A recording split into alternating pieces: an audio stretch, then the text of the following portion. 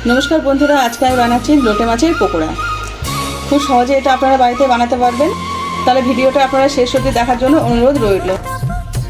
আমি এখানে 500 গ্রাম লোটে মাছ নিয়েছি। লোটে মাছগুলো ভালো করে কেটে ধুয়ে পরিষ্কার করে নিয়েছি। মাছগুলো আমি কেটে নিয়েছি, এরকম ছোট ছোট করে কেটে নিয়েছি। আপনারা চাইলে বড় করে রাখতে পারেন কিংবা ছোট রাখতে পারেন। আমি একটা মশলার পেস্ট বানিয়ে নেব। এখানে 1 চামচ পেঁয়াজ বাটা দিলাম, বড় চামচের 1 চামচ পেঁয়াজ বাটা দিয়েছি, আর বড় চামচের 1 চামচ আদা রসুন বাটা দিলাম।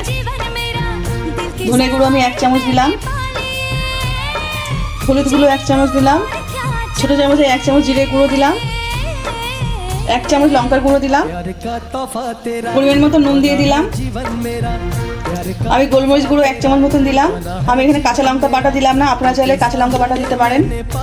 আমি এখানে একটা লেবু নিয়েছি, লেবু রস করে দেবো এর মধ্যে। বড় চামচে 1 চামচ আমি লেবুর রস দিলাম। মশলাটা আমি একসাথে মিক্স করে নেব।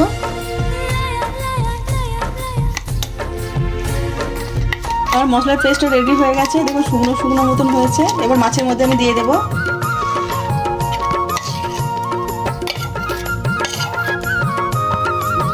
এবার মশলাটা আমি মাছের গায়ে লাগিয়ে নেবো, ভালো করে মেখে নেব। আমি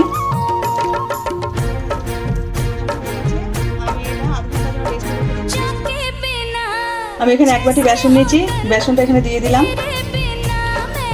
2 চামচ মতন কর্নফ্লাওয়ার নিয়েছি, কর্নফ্লাওয়ারটা দিয়ে দিলাম। এবার আমি জল দিয়ে একটা পেস্ট বানিয়ে নেব। এর মধ্যে আমি নুন টুন দিলাম না কিছু, কারণ আমি মশলার মধ্যে মাছের সাথে নুন দিয়ে রেখেছিলাম। যদি নুন বেশি হয়ে যায়, নোনা মাছ তো, ওই জন্য অল্প করে ওর মধ্যে নুন দেওয়া ছিল। আমি এরকম একটা গাঢ় ব্যাটার বানিয়ে নিয়েছি। আমি মশলা মাখানো মাছটা এবারে বেসনের গোলার মধ্যে দিয়ে দিলাম। একসঙ্গে ম্যারিনেট করে নেব।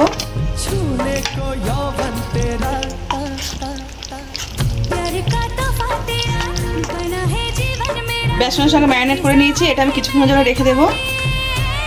আপনারা চাইলে নাও রাখতে পারেন। আমার তেল গরম হওয়ার জন্য আমি একটু রেস্টে রেখে দিচ্ছি।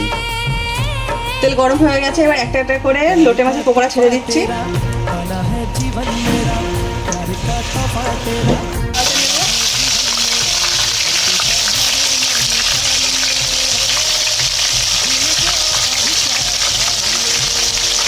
পুরো ভাজা হয়ে গেছে, এবার আমি তুলে নিচ্ছি।